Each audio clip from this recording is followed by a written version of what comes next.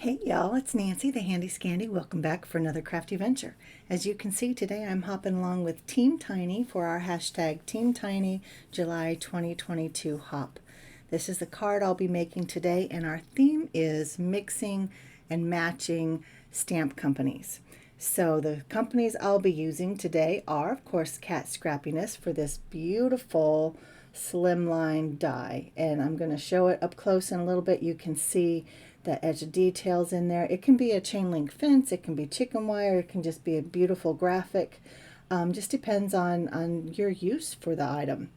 And then also I have this beautiful intricate leafy branch from from PinkFresh Studio, which I love, and you can see I did some die cutting off screen in a rainbow. So here I have this, it's a white glossy cardstock. I can't even remember where I got it. I feel like it was from a Stamp and Scrap Expo in South Carolina, if I'm remembering correctly. But if you look on the left, you'll be able to see that wood grain embossing that the die did. It's beautiful, to be honest. I just couldn't get it to show up very well on camera. So the top layer is going to be that glossy, and then I have 3 layers of just the regular, I think it's Neenah 110 pound cardstock. So my tip here is slow down. I start to layer my die cut pieces, and it was all wonky, and so I had to pull it up. Good thing I used liquid glue because I had a little wiggle room, and then I slowed my roll, and I just made sure that everything was lined up before I adhered it down, and I did the same for all 3 of the Neenah panels. Now when I get to the shiny panel, that's where I add my acetate. And so I have this whole pack of acetate from Michael's. I got it on clearance a year or so ago, and I'm barely halfway through, and I make a lot of shakers. So I trim it down with my small guillotine trimmer. It's my desktop one, and I just cut down 2 panels because I always close my shaker with another acetate panel. So here is where I'm saying use the dry adhesive, something strong, because you don't want that acetate popping up. So I went around all 4 sides. I think it's a 1/4 inch tape. I think that one might be from scrapbook.com, not sure. But then you can see in my hand I have a Stampin' Up picky tool, trying to pull that it's like a protective film that's on the acetate. So trying to pull that up. That picky tool is perfect. Any picky tool will work.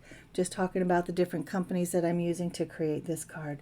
Now, I wish that I would have put a little bit of liquid glue on top of that strong dry adhesive, because as you can see, I had to pull it up. I did not have it down properly. Again, I had to slow my roll. So good thing that this gives you just a tiny bit of wiggle room, and if you pull it up gently, you're not going to mess things up. So this acetate panel, in fact, both of them are plenty wide enough, but they're just long enough to cover the opening of the panel. It's not long enough to go end to end. So again, I had to slow my roll, pull it up and put it down properly, and then you can see I'm trimming off any excess with my little scissors there. So again, still working with the acetate panel, so I'm laying down another layer of the dry glue, or the dry adhesive, and this time I got a clue. So I'm using a little bit of wet glue as well, and this is where I'm adhering those 3 Neenah panels that are already stacked up. I'm putting them on top of the glossy panel with the acetate. Now here's where I get confused, because I have these beautiful embellishments, and these are from Twiddler's Nook. I wish you guys could see these in person, because as pretty as they are on screen, excuse me, it just doesn't do them justice. What happens is that I have my whole stack of die cuts upside down. So my brain is trying to process, not yet, but I'm still just trying to fill the shaker wells. But here's where my brain starts trying to process why it doesn't feel as deep as it should. So I just keep spreading things out. I'm picking up the little bits, trying to figure it out. I get a clue in a minute. So while I do that, and then you see how I fix my mishap, I will tell you a little bit more about Team Tiny. So we are a group of crafty YouTubers. Most of us are paper crafters, not all of us. Our group is on Facebook. Obviously, we have our videos here on YouTube. We all have less than 1,000 subscribers. We get together each month for a hop. Now, for some of us, our goal is to increase that subscriber count. A lot of us want to get monetized. The rest of us are just kind of here, you know, playing along, having fun with our channels, having fun with each other, and engaging with you guys. And the subscriber count isn't all that important. But every month we get together and we have a hashtag driven hop, meaning you enter the hashtag, and for this month, again, it's hashtag Team Tiny July 2022 hop. No spaces, all one word. Make sure you use the hashtag at the beginning, and that will populate the entire playlist of participants in this month's hop. Now, next month it'll be August 2022, and last month it was June 2022, and so on. So if you want to go back and watch the other hops, it's literally that easy. So make sure you enter that. It should be in my title, and it also should be at the very top of my description box downstairs. So if you can't remember, if it gets confusing when you're typing it out, just click those links, and it should populate the whole hop for you as well, or the whole lineup. So back to the card. I figured it out. You saw how long it took. I mean, that was real time. I didn't have anything sped up. My sweet cat Chess wants to say good morning to y'all as I do this voiceover. But anyway, I figured out what I had done wrong. Had to dump them all out because I couldn't figure out another way, but it was easy enough to clean up. Got them down in that bowl, flipped my panel over, poured them down in, and then added some more. Because at this point now I have three deep of those die cut panels, and so there was much more space to add the embellishments in. So I added some more, and I don't usually get it right. Sometimes I have too many embellishments or shaker bits. Sometimes I don't have enough, but this time it looks like a lot there, but once it's all put together, it's actually, I think it's just right, and I don't get just right very often. So here is where I did the opposite mistake. Instead of adding the dry tape and a little bit of liquid so I would have wiggle room, I only put the liquid.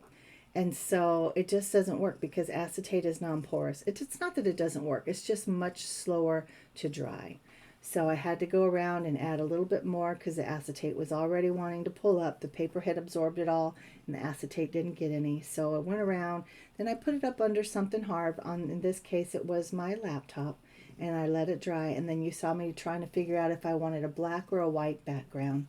Ultimately I went with white just for continuity. Either would have worked. I think both of them were gorgeous. And here is where I'm taking my cardstock panel. Now in the end this card measures, I'm measuring it right now, so it's about 8.5, and this is the card base, 8.5 by 3.5.